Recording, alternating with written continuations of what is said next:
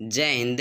गौतम बुद्ध के बारे में जानने से पहले मैं याद दिला दूं, पटना पर डॉक्टर भीमराव अंबेडकर विद्यालय पर दयानंद सरस्वती पर वीडियो बनाए, उन सब में व्यूज़ भी अच्छे आए हैं। फॉर्म में चल रहा हूँ ना। लेकिन अब बात करेंगे महात्मा बुद्ध के बारे में, तो चलिए वीडियो स्टार्ट करते हैं।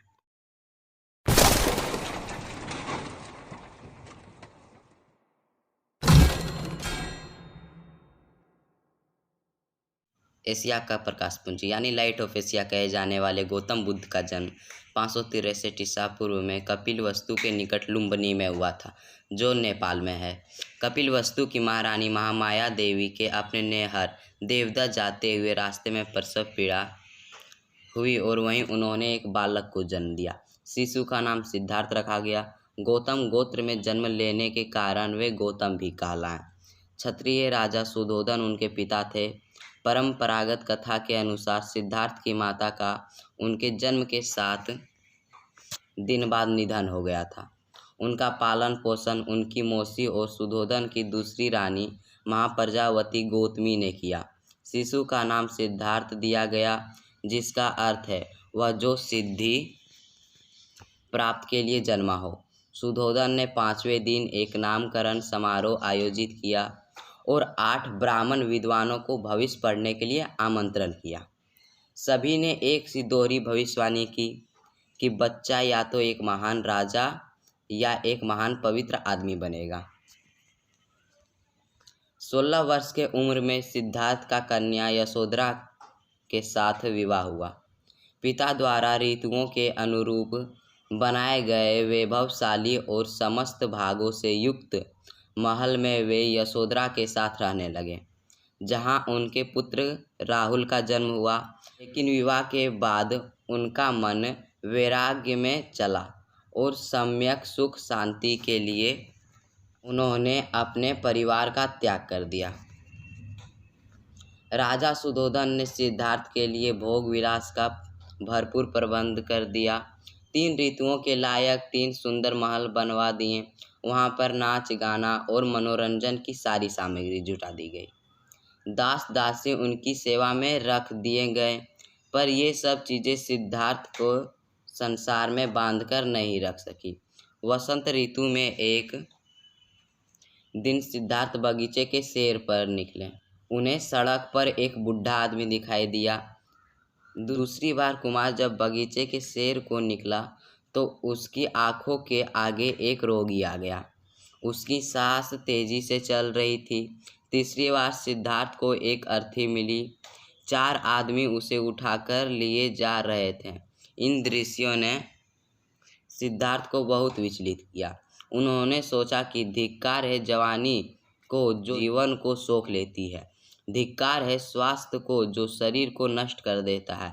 धिक्कार है जीवन को जो इतनी जल्दी अपना अध्याय पूरा कर देता है। क्या बुढ़ापा, बीमारी और मौत सदा इसी तरह होती रहेगी? चौथी बार कुमार बगीचे के सैर को निकला तो उसे एक सन्यासी दिखाई पड़ा। संसार की सारी भावनाओं को कामनाओं से मुक्त प्रसन्नचित्त सन्यासी ने सिद्धार्थ को आकृष्ट किया।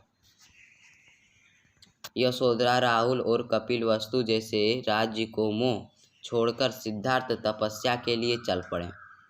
वह राजगृह पहुँचे, वहाँ भिक्षा मांगी। सिद्धार्थ घूमते घूमते आलार कालाम के पास पहुँचे। उनसे योग साधना सीखा, समाधि लगाना सीखा, पर से उसे संतोष नहीं हुआ। वह उरुवेला पहुँचे और वहाँ पर तरह तरह से तपस्या करने लगे। सिद्धार्थ ने पहले तो केवल तिल चावल खाकर तपस्या शुरू की, बाद में कोई भी आहार लेना बंद कर दिया। शरीर सूख कर काटा हो गया। 6 साल बीत गए। तपस्या करते हुए सिद्धार्थ की तपस्या सफल नहीं हुई। एक दिन कुछ स्त्रियां किसी नगर से लौटती हुई वहां से निकली जहां सिद्धार्थ तपस्या कर रहा था। उनका एक गीत सिद्धार्थ के कान में पड़ा। वीणा के तारों को ढीला मत छोड़ दो। ढीला छोड़ देने से उनका सुरीला स्वर नहीं निकलेगा, पर तारों को इतना कसो मत कि वे टूट जाएं। बात सिद्धार्थ को जच गई। वह मान गए कि नियमित आहार विहार से ही योग सिद्ध होता है।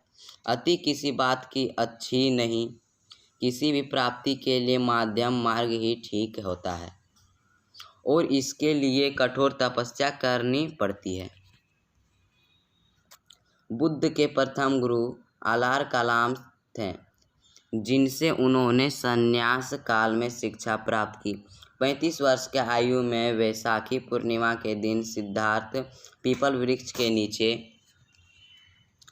ध्यानस्थ थे। उसी रात को ध्यान लगाने पर सिद्धार्थ की साधना सफल हुई।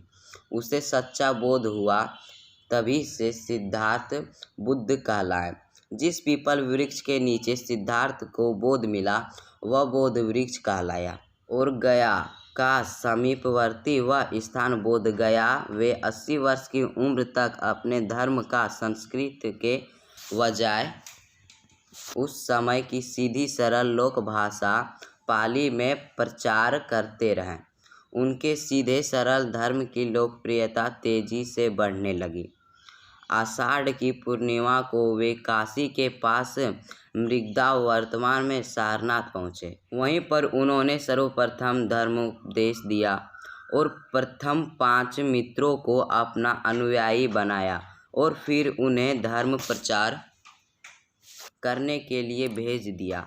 महाप्रजापति गौतमी बुद्ध की विमाता को सर्वप्रथम बौद्ध संघ में प्रवेश मिला।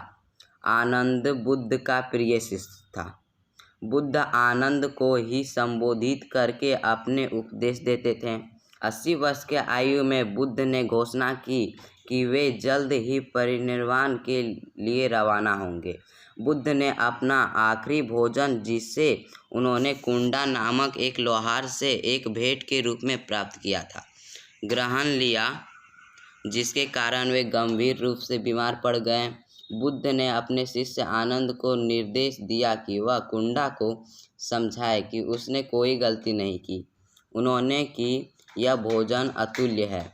महात्मा बुद्ध का महापरिनिर्वाण 483 ईसा पूर्व में कुशीनगर में हुआ था। भगवान बुद्ध ने लोगों को मध्यम मार्ग का उपदेश किया। उन्होंने दुख, उसके कारण और निवारण के लिए अष्टांगिक मार्ग सुझाया। उन्होंने अहिंसा पर बहुत जोर दिया। उन्होंने यज्ञ और पशु बलि की निंदा की। महात्मा बुद्ध को कनक मुनि और शक्य मुनि भी कहा जाता है। धन्यवाद। तो तब तक के लिए हंसते रहना, मुस्कुराते रहना, महिला अन्नदाता और सैनिकों का सम्मान करना, क्योंकि यही हमारी जान है और यही हमारी शान है। तो मिलेंगे नेक्स्ट वीडियो में, तब तक के लिए जय हिंद।